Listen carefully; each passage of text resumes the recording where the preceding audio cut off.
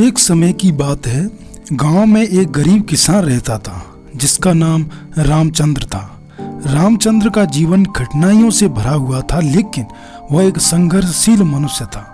वह अपने पूरे मन से मेहनत करता और खेती करके अपने परिवार का पालन पोषण करता था। रामचंद्र का अंधविश्वास भी काफी मजबूत था।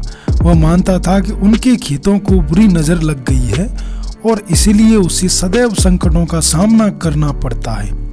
एक बार उसके खेत में अकाल पनी की समस्या उत्पन्न हुई। उसके खेत में पानी की कमी हो गई और उसकी फसलें मरने लगी। रामचंद्र ने जितनी मेहनत की, वो अपने फसलों को बचाने के लिए जादू टोना औषधि ढूंढने लगा। उसके देसी और विदेशी तरीके से बहुत सारे उपाय सोचे, उन्हें अपनाया, लेकिन कुछ भी असर नहीं हुआ। रामचंद्र निराश हो गया और उसका मनोबल गिर गया।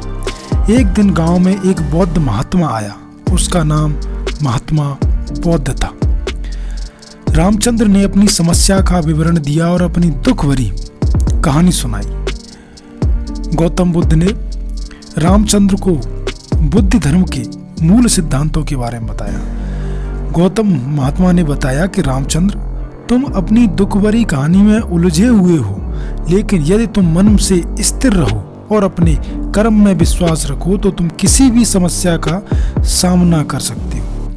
बुद्ध कहते हैं, मन की शांति व्यक्ति को सब परिस्थितियों में सुख दिलाती है। रामचंद्र ने गौतम महात्मा की बातों की गहराई से समझा और अपने खेतों में काम करना जारी रखा। उसके अपनी खेतों में और मेहनत की और विश्वास रखा कि सब कुछ अच्छा होगा। कुछ समय बाद एक दिन बादलों ने बरसात शुरू की और रामचंद्र के खेतों में बरसात का पानी उमड़ पड़ा।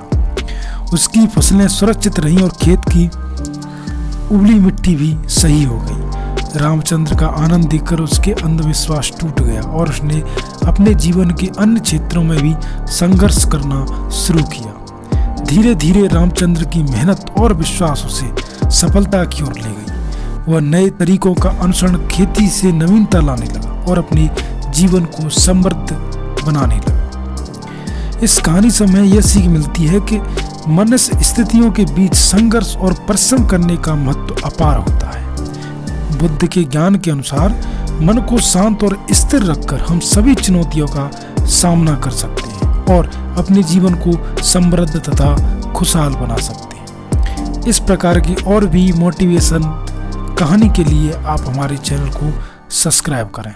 धन्यवाद।